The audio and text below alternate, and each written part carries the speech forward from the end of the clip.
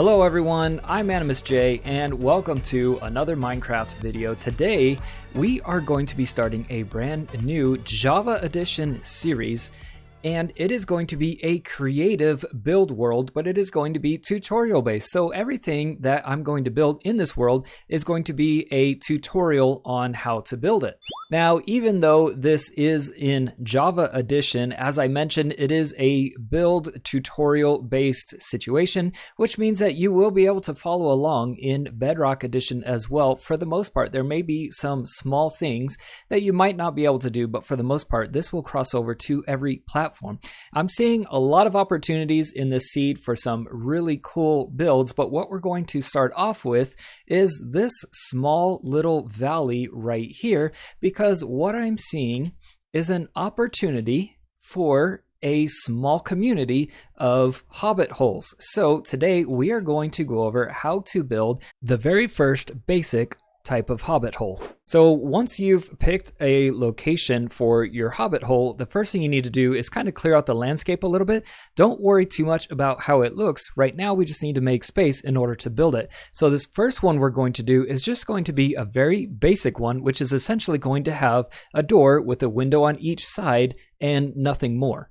So go ahead and pick where you want your door to be, and what we're going to do is we're going to create quite a large area for the door. Now you can choose for it to be 2 blocks as just kind of a smaller one, or if you want to go bigger you can go with 3 or 4. I'm just going to do 2, as a lot of Hobbit holes are known for having these very large circular doors. Now we're just going to do normal doors for this one, but we'll get into more complicated doors later on, hopefully. Then what I'm going to do is, for the foundation of the Hobbit hole, I'm going to use a mixture of this mossy cobblestone and regular cobblestone, and that's because Hobbit holes are built into the ground, and so you want to think about the fact that vegetation has a very strong factor in everything that's going on for the Hobbit hole.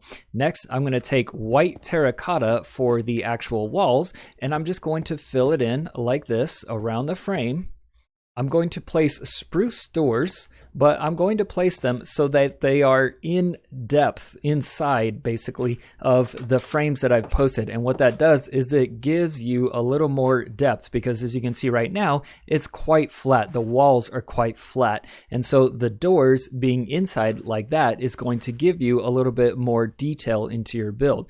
I'm going to put some terracotta over the top of it like so. Then what I'm going to do is I'm just going to punch out right here. I'm going to put a plane of glass, and then the same thing on this side. Let's go ahead and take some spruce trapdoors, which match the front doors that we're using, and place them beside the windows. And what that does is it gives a consistent kind of working or mechanic, basically. The crafter who made this house, basically same person that made the doors, also made the windows. Consistent design.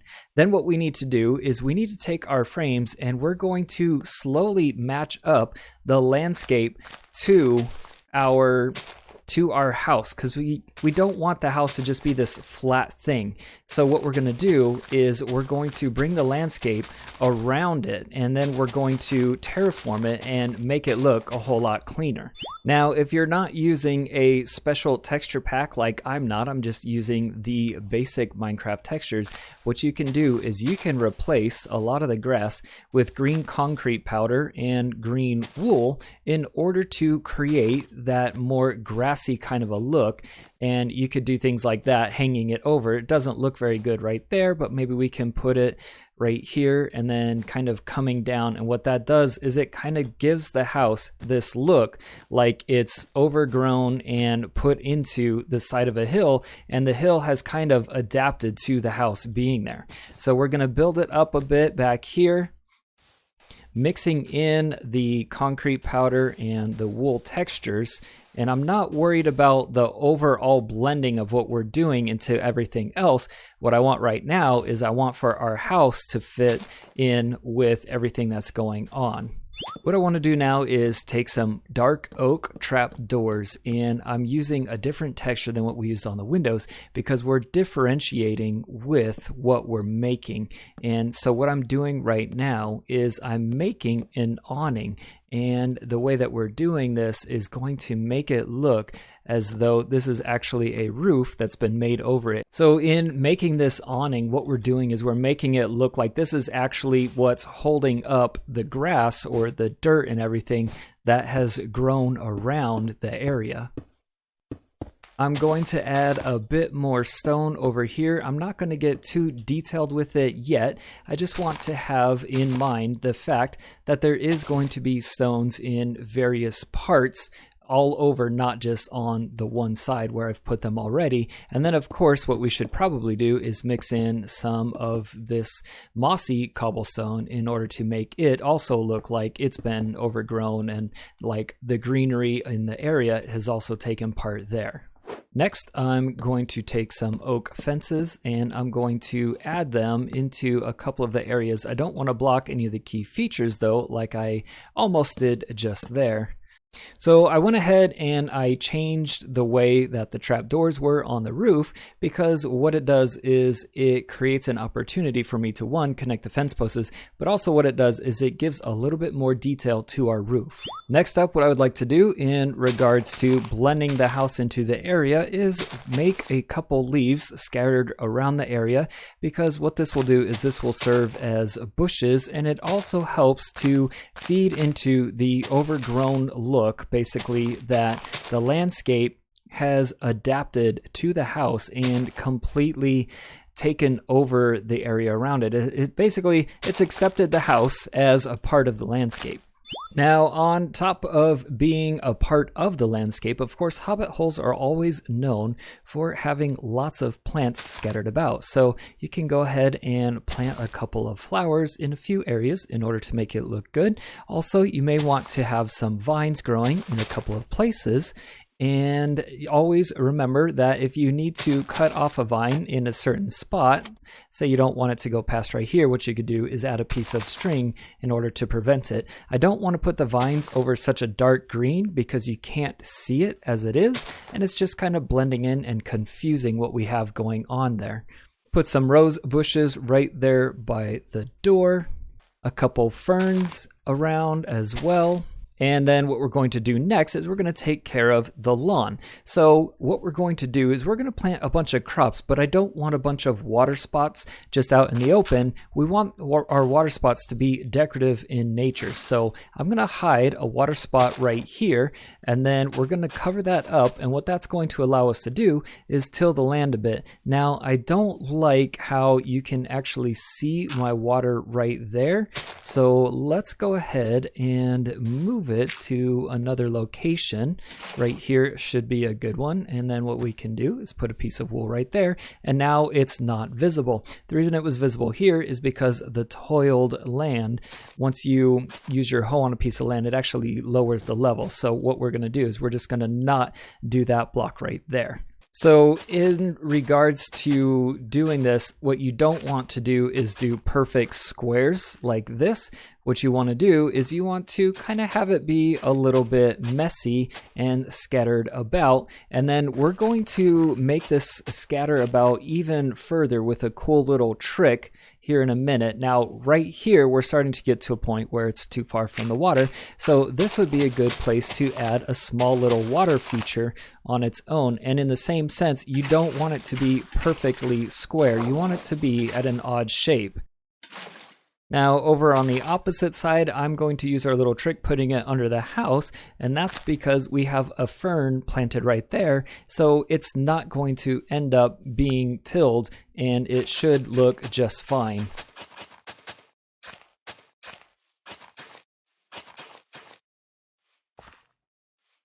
I'm going to go around and I'm going to plant several different types of seeds in several different locations. So right now I'm planting wheat.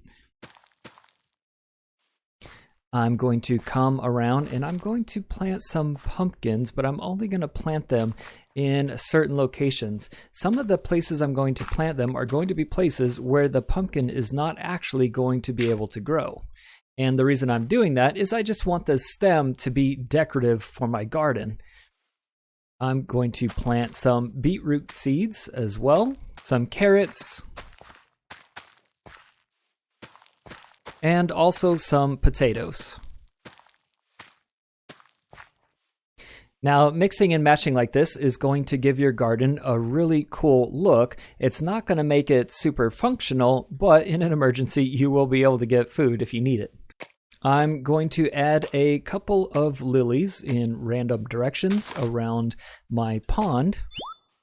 And then one thing that I like to do is mix in soul sand in a couple of locations around the farm, because what it does is it adds another dimension. For one, the soul sand looks like it's just really rich soil, but then also what you can do when you plant the netherwort on it is it just gives you another look to your crops. So it almost looks like they're little baby tomatoes or something like that that's coming up. And you can see if you take a step back that our hobbit hole is really starting to come together on the outside.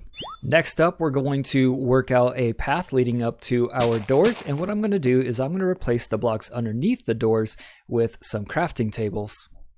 And the reason that I do that is because it looks a little bit like a mat where you would wipe your feet on, and it also makes a handy place for you to have a crafting table without having to make it one of the decorative blocks inside of your house. Then I'm going to grab some cobblestone, mossy cobblestone, some gravel, andesite, and then some slabs of the same things, and we're going to start making our path along with the shovel. So I'm going to mix in some cobblestone in random and various locations. Then I'm going to come behind with the mossy cobblestone, and primarily close to the water locations and the garden is where I'm going to put that.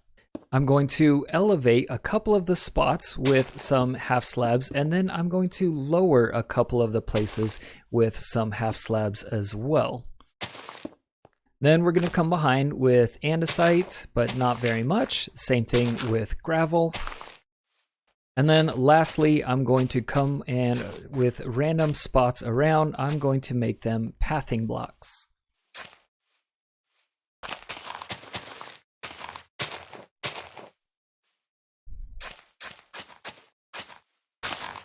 So my pathing is looking very haphazard and very kind of quickly done, and that's exactly what I want. I don't want it to look very meticulous. I don't want it to look super professional. I want it to be partially done, and we can even come behind with some of our green wool and green concrete powder, and we can throw in some of that here and there in order to give it the look of some of the grass growing back in again.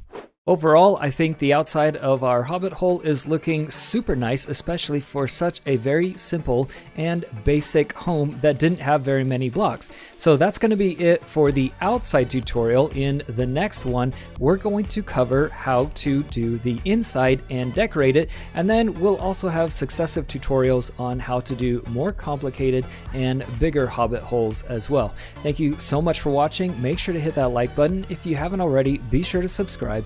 I'm AnimusJ. I'll see you guys in the next episode.